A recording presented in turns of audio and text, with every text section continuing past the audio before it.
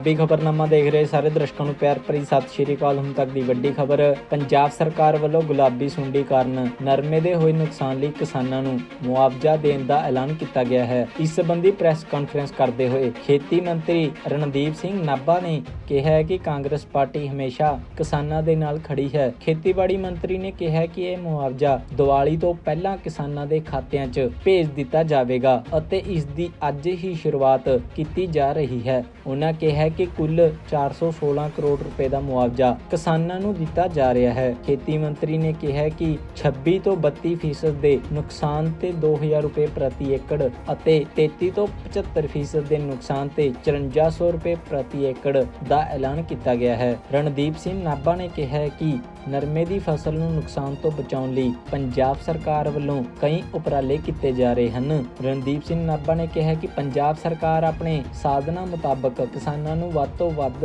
ਮੁਆਵਜ਼ਾ ਦੇਣ ਦੀ ਕੋਸ਼ਿਸ਼ ਕਰ ਰਹੀ ਹੈ।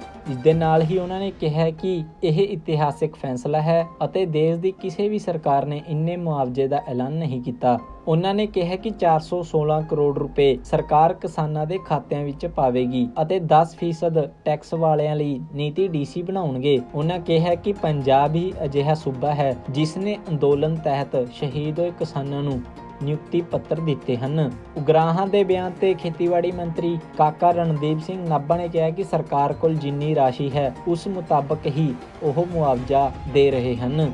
ਮੀਂਹ ਕਾਰਨ ਖਰਾਬ ਹੋਈ ਫਸਲ ਦਾ ਵੀ ਮੁਆਵਜ਼ਾ ਮਿਲੇਗਾ। ਉੱਥੇ ਹੀ ਕਾਕਾ ਰਣਦੀਪ ਸਿੰਘ ਨਾਭਾ ਨੇ ਕਿਹਾ ਕਿ ਮੀਂਹ ਕਾਰਨ ਹੋਏ ਨੁਕਸਾਨ ਲਈ ਵਿਸ਼ੇਸ਼ ਗਿਰਦਾਵਰੀ ਦੇ ਹੁਕਮ ਦਿੱਤੇ ਗਏ ਹਨ।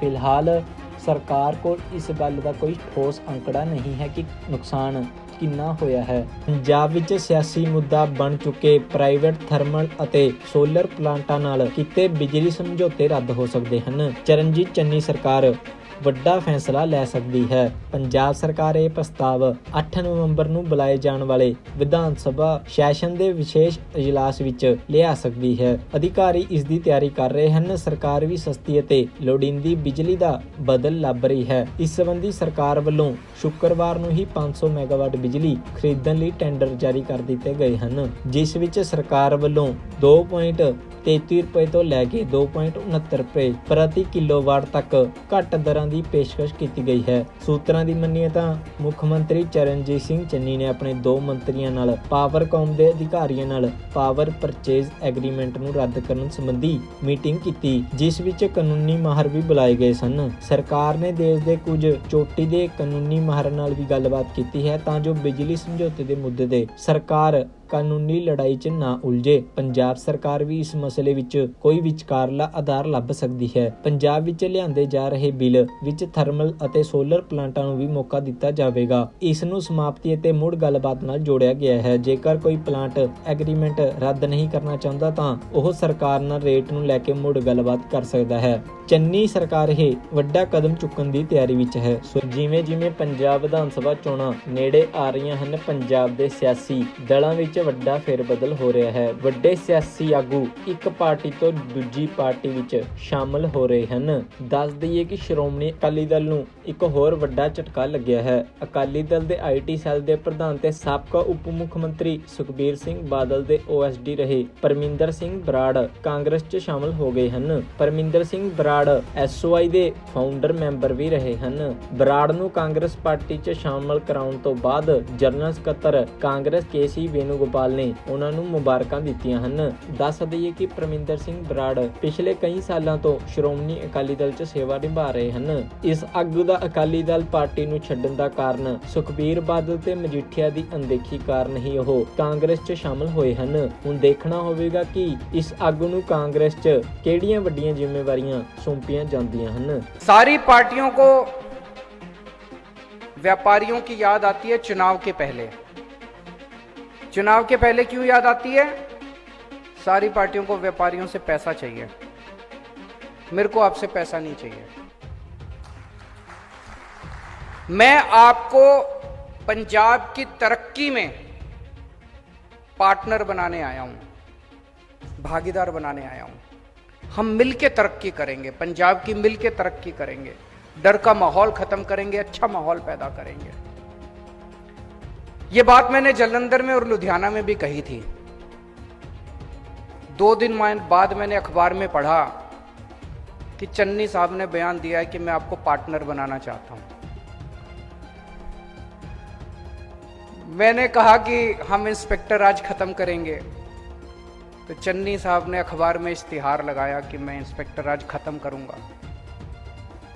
तो कर दो, अभी तो 2 महीने हैं, क्यों नहीं करते?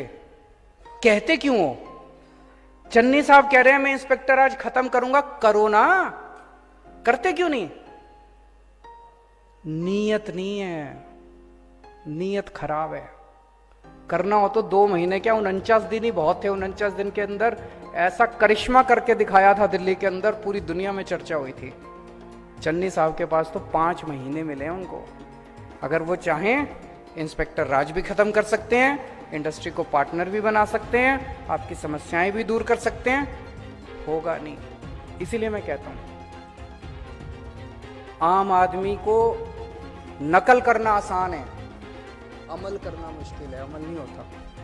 अपनी बात पे अमल करना सीखो। अलग अलग नाकों पे बैठे किसान भाइयों और बहनों, दिल्ली सरकार बुखला गई है और अब वो जो बॉर्डर्स पे हमारे सामने रुकावटें खड़ी की गई थी, नाके लगाए गए थे, उनको हटा रही है। वो सुप्रीम कोर्ट को ये कहना चाहती है कि हमने तो रास्ते खोल दिए, किसान नहीं खोल रहे। हमारे लिए सिर्फ एक ही मुश्किल खड़ी होगी कि उससे जो बड़ा ट्रैफिक चलेगा उससे हादसे ज़्यादा होंगे। मेरी आप सबसे विनती है, हमारे पास इसका भी हल है। हम शांतमय तरीके से इसका भी इस समस्या का भी हल कर सकते हैं, लेकिन आप सबका शांतमय रहना बहुत जरूरी है। मैं आप सबसे अपील करता हूं कि अपने आप को जोश और होश कायम रख के, डिसिप्लिन में रह के शांतमय रहना है। हम सारी समस्या पे सरकार को फिर काबू में कर लेंगे। मैं सभी भाई बहने शांतमय रहने की कोशिश करेंगे। बहुत बहुत धन्यवाद। दिल्ली बॉर्डर ਦੇ ਉੱਤੇ ਵੱਖ-ਵੱਖ ਨਾਕਿਆਂ ਉੱਤੇ ਬੈਠੇ ਕਿਸਾਨ ਭੈਣੋ ਤੇ ਭਰਾਵੋ, ਦਿੱਲੀ ਸਰਕਾਰ ਦਿੱਲੀ ਦੇ ਬਾਰਡਰਾਂ ਤੇ ਜੋ ਰੋਕਾਂ ਲਾਈਆਂ ਸੀ ਉਹਨਾਂ ਨੂੰ ਹਟਾ ਰਹੀ ਹੈ, ਬਾਰਡਰਾਂ ਨੂੰ ਖੋਲ ਰਹੀ ਹੈ ਤੇ ਸਾਡੇ ਕਿਸਾਨ ਭਰਾਵਾਂ ਵਿੱਚ ਕਈ ਵਾਰ ਇਸ ਤੋਂ ਚਿੰਤਾ ਪੈਦਾ ਹੁੰਦੀ ਹੈ, ਜਿਸ ਤਰ੍ਹਾਂ ਕੱਲ ਰਾਤੀ ਟਿਕਰੀ ਬਾਰਡਰ ਤੇ ਹੋਇਆ। ਮੇਰੀ ਤੁਹਾਨੂੰ ਸਾਰਿਆਂ ਨੂੰ ਅਪੀਲ ਹੈ ਕਿ ਸਰਕਾਰ ਬੁਖਲਾ ਚੁੱਕੀ ਹੈ ਔਰ ਸੁਪਰੀਮ ਕੋਰਟ ਵਿੱਚ ਇਹ ਕਹਿਣਾ ਚਾਹੁੰਦੀ ਹੈ ਕਿ ਅਸੀਂ ਤਾਂ ਬਾਰਡਰ ਖੋਲ ਦਿੱਤੇ, ਕਿਸਾਨ ਨਹੀਂ ਖੋਲ ਰਹੇ।